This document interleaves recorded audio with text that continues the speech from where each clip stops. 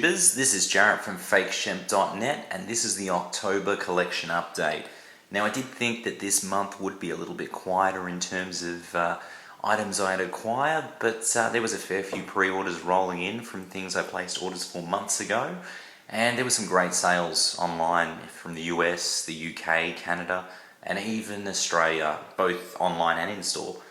So yeah, let's get started. First up is a double dip, and that's Dario Argento's Phenomena.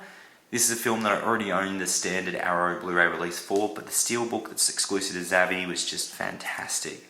It looks amazing. So I'll happily part with the standard Arrow Blu-ray in favour of keeping this steelbook. This for me was probably Argento's last great film. Some probably would even argue that the greatness of this, and then others would argue that Opera or the Sindel Syndrome or Sleepless were his last great film, but for me it was Phenomena. I grew up with this film as a child when it was known as Creepers through Palace Explosive Video. I was a big fan of Jennifer Connelly and Donald Pleasant, so obviously Dario Nicolodi, but yeah, I love this film. So yeah, the steelbook looks fantastic. Next up is another steelbook. It's an Arrow steelbook. It's Phantom of the Paradise. Really regretted not picking up the steelbook when this was first released. Instead I went for the standard Arrow Blu-ray. But this was a bit pricey at the time. It is my favourite De Palma film, and it's a bloody classic. So when Zavvi had it on sale for about £9.99, I bit the bullet and bought it. I'll trade off the standard Amaray Blu-ray of it and keep the steelbook, because yeah, it looks terrific. Okay, next up is not a double dip, because I'm getting rid of this. This is the 40th anniversary of Texas Chainsaw Massacre, the US Dark Skies release, the 4-disc release. Had this on pre-order for months through Amazon, kind of forgot I did, picked up the local release, umbrella release, and this shipped and I forgot to cancel the order. So look, I've got it and I'll definitely get rid of it in a trade or something. For one, I don't like the fact that the packaging, it's DVD size packaging, so it just looks shitty on the shelf. On top of that, I'm not really sold on the art. The umbrella release nailed it. They used that 40th anniversary South by Southwest poster art, which looked killer. And yeah, look, I'll happily back the local product over this any day. Then next up is the Arrow release of Night of the Comet. I didn't pick up the Scream Factory release when it was released nine or more months ago. I kind of held off until I could get it for a good price. Then Arrow announced this release, and it was affordably priced and ended up being, I think actually it trumps the Scream Factory release in terms of special features. But it's a cool 80s sci-fi action horror comedy, I guess. The comedy's definitely intentional. Maybe not all the time, but most of the time. Catherine Mary Stewart's in it. It's a lot of fun, Night of the Comet. Next up is Synapse Films' release of Prom Night, which is a brand new 2K scan of the original 35mm camera negative of the particular film, and apparently it's the best it's ever looked. It's one that I've got a soft spot for. I grew up with it. Jamie Lee Curtis is the quintessential Scream Queen, and yeah, this film gets a bit of grief because people find it a bit slow, and look, it is what it is. It's fun. There's an amazing disco sequence in it. There's a great decapitation, or two great decapitations from memory. It's been a while since I've watched it. I'm quite keen to check it out. Definitely a worthy upgrade from the old MRA local Australian DVD. There's so many special features on this too, so yeah, it should be a lot of fun. Prom Night on Blu-ray. Next one up is the Leprechaun Complete Movie Collection. This has just been released by Lionsgate in the United States. Has the original 6 Leprechaun movies with Warwick Davis. I believe the first 6 films are 2 films per disc, so they occupy the first 3 discs, and then the 4th disc is the new Leprechaun movie, a bit of a reboot of the franchise, though I have read on the net that it almost feels like just something else entirely, and they've slapped the Leprechaun name on, almost to try and cash in on it. Not that I think that would have been a great way to cash in on something, but anyway. It's in the collection, and on the back it's actually got here DVD plus digital HD, which was a little bit concerning because I thought it was a complete Blu-ray collection, but I opened up the pack and sure enough it looks like it's actually on a Blu-ray. It's seemingly a bit false advertising with the digital HD on there, because the only film that you get a UV coupon for is the new Leprechaun film. In any case, the original 6 films, all with special features. Yeah, can't wait. I've never seen Leprechaun 5 or 6, only the first 4, and the first 2 I like. The first one I love. Second one I liked, and the third and fourth I wasn't super sold on, but happy to revisit them and check out 5 and 6, as well as 7.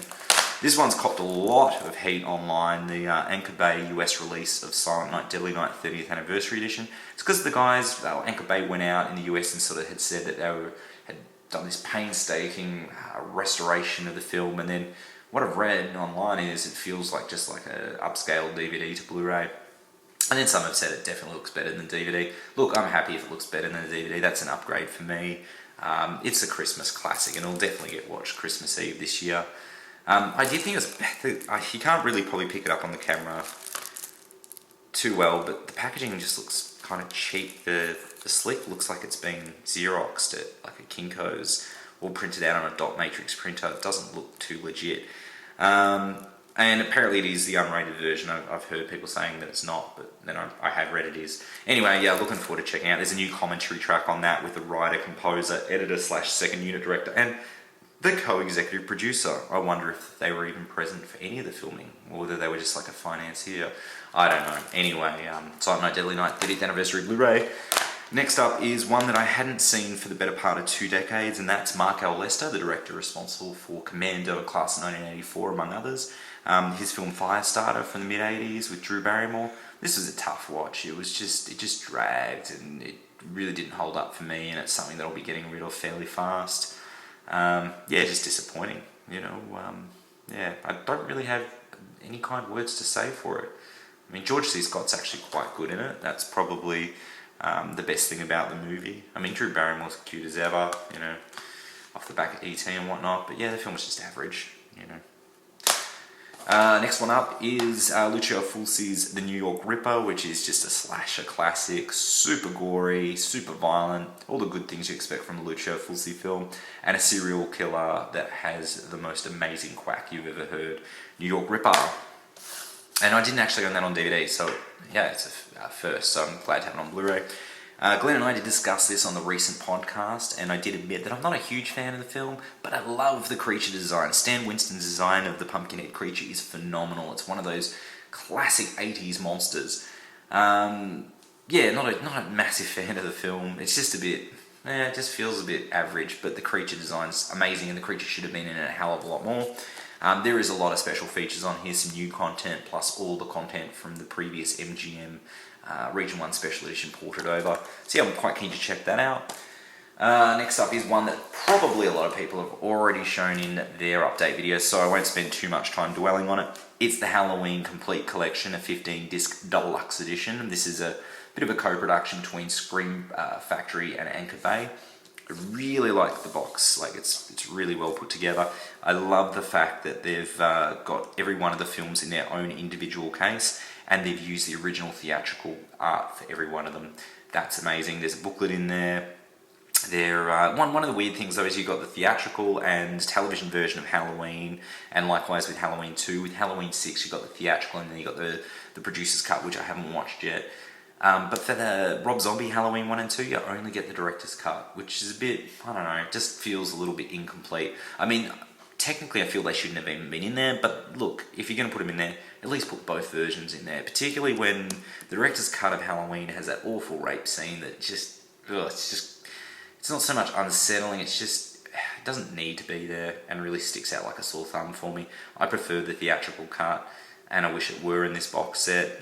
But yeah, funnily enough, I did actually want to show this off, because I'm not sure if any Australian YouTubers have shown this off, but in the Rob Zombie Halloween release, the disc art they've used, strangely enough, for Halloween is the Australian Roadshow Entertainment disc art, which is really bizarre. I'm assuming it's still a region-locked Region A disc, and it'll have the same content as the US release. It's just the disc art is the local disc art on it for whatever reason. Really nice how they've used black amarais for this as well. But yeah, odd. Anyway, Halloween Complete Collection. Then, just for completeness sake, I did pick this up from Amazon Canada, and that's the Alliance Entertainment release of Halloween 1 and 2. They're the theatrical cuts. I figured since I've got that, I want the theatrical cut of Halloween on Blu-ray. And sadly, I had to get Halloween 2 with it. But look, again, completeness sake, Halloween 2 is probably the only Halloween film that I've genuinely hated, but Maybe I'll watch the director's cut and I'll see it with complete new eyes. But anyway, Halloween. Now that's all the international stuff that I picked up. The rest of this stuff over here, which is even taller than what you can see in frame right now, is all local, which is great to think that there's that much great local product out there. That I've bought more of that than international stuff, which is great. I love supporting local labels and the local markets. So first up, we have a few real releases. The first one is Oculus, which I caught when I was in the States. Very cool. I love the concept. The execution wasn't quite there for me, but it has some genuinely great moments. And on the whole, I did enjoy it. Sadly though, the real release doesn't port over any of the special features from the US release, which I understand the US actually had the short film that was adapted into Oculus, into the feature film, which I would have loved to have seen. Oculus. Next up, another real release is Final Destination 2. This is an upgrade. I had the Alliance Entertainment Canadian Blu-ray release because it was the first one out before the new line or before the Australian Roadshow came out. Well, this has been just re-released through Reel at a cheaper price, so yeah, happy to upgrade in that. I love the Final Destination movies, they're a lot of fun.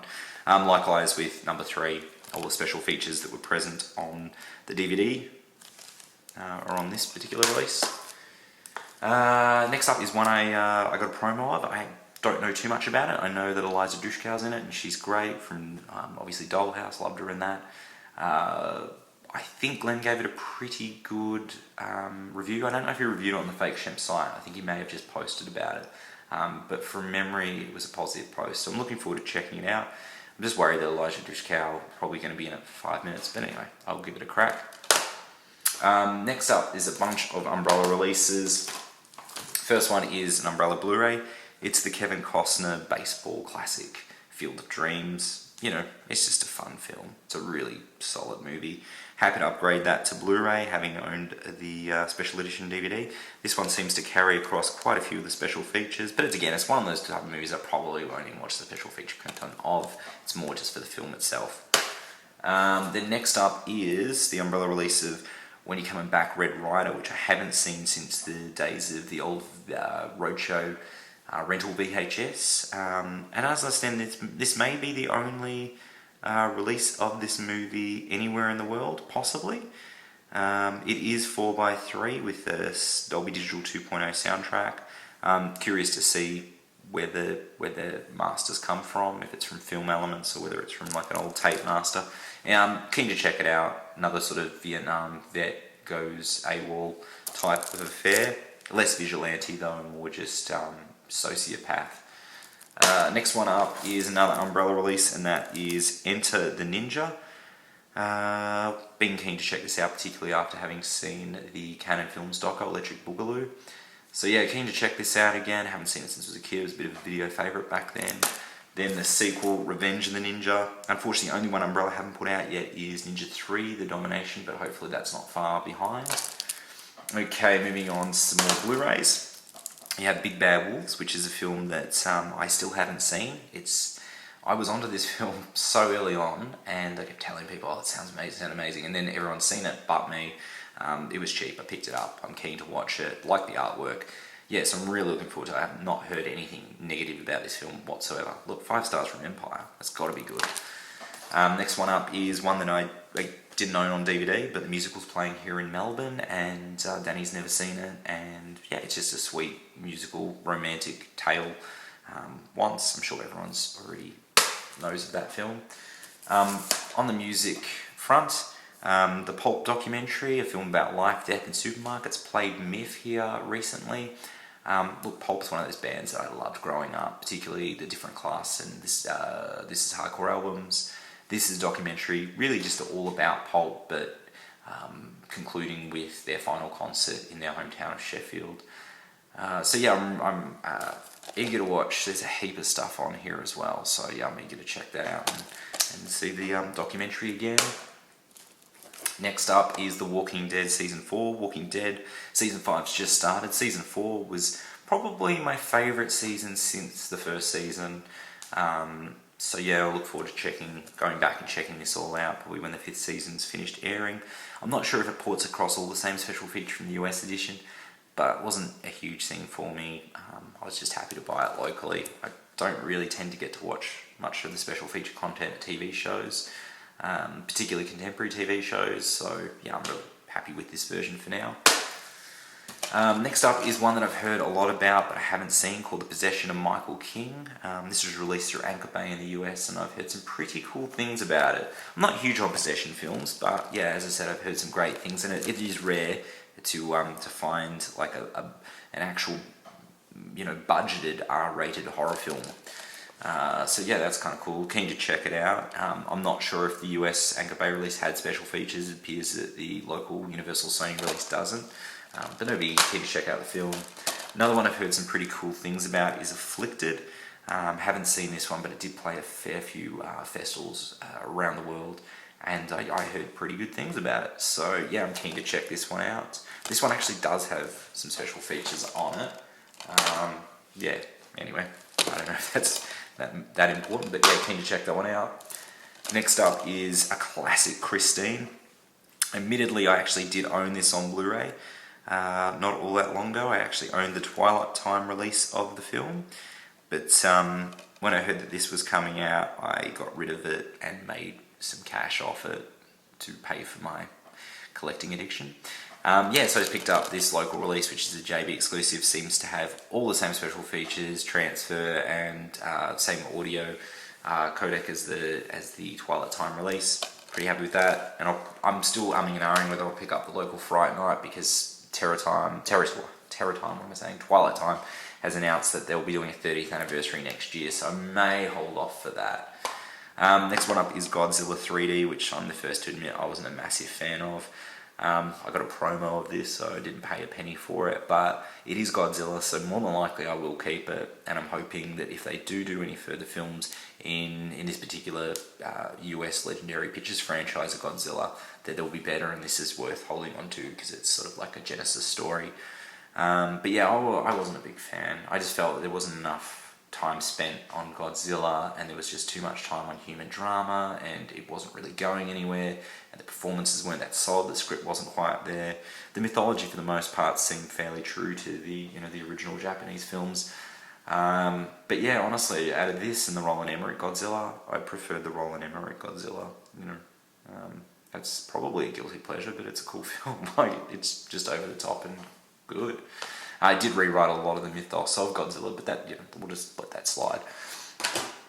Next up is one, again, I haven't seen. I did receive a promo of this, called Transcendence. I didn't get a chance to see it at the movies, and it was showing on a plane when I was in the States, but it was screened in like 4:3, and it was squished, and it was like you didn't have your own private little view screen, so you're staring in the distance watching. Well, that's no way to watch it. I figure, if I couldn't see it in the movies, I would watch it on Blu-ray. So yeah, I'm keen to check it out. It seems a little similar to a larger scale Lawnmower Man, but yeah, it'll be interesting.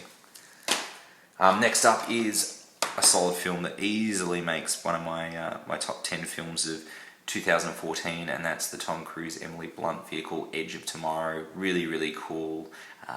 It's often described as Groundhog Day meets Starship Troopers, and I think that's fairly accurate. It's smart, fun, blockbuster. It's great, and for a limited time, it seems that the local Blu-ray comes with this kind of cool lenticular cover, but yeah, very, very cool film. Next up, two releases through Pinnacle. First one's Come Out and Play, which I watched, which was good. It was basically just felt like a kind of Spanish version of Children of the Corn. But yeah, it was fun. I'd be curious to see if they'll do a sequel. I definitely left it open for a sequel. Come Out and Play. Next one is absolute trash, Zombie Night. But look, I have a soft spot for the director. He was responsible for the Feast films and Piranha 3DD, which I didn't enjoy, but I love the Feast films, particularly Feast 1. It's interesting is what it is. Yeah, so anyway, Zombie Night. It's not great. It's got a great cast and a great director. I just don't know what sort of happened. This is the unrated version, which I believe I haven't seen. Okay, so the next bunch of titles are all monster titles. The first one is Monster Brawl, which I've heard great things about. Really looking forward to checking this out and checking it out on Blu-ray. Next one's Apocalyptic, which I'm also looking forward to checking out. And I didn't realise this, but I'm pretty sure that this is an Australian film. I think there was a trailer before Beckoning the Butcher for it, and I went, I want to watch this now. And now I have it, and I will definitely watch it. I'm looking forward to another kind of cult film. Should do it a double with The Sacrament. Next one's Dead End, which I've heard mixed things about, but I'm curious to check out. I can't really tell you too much about it. It was some time ago I read about it, but yeah, I'm keen to have a look at this one.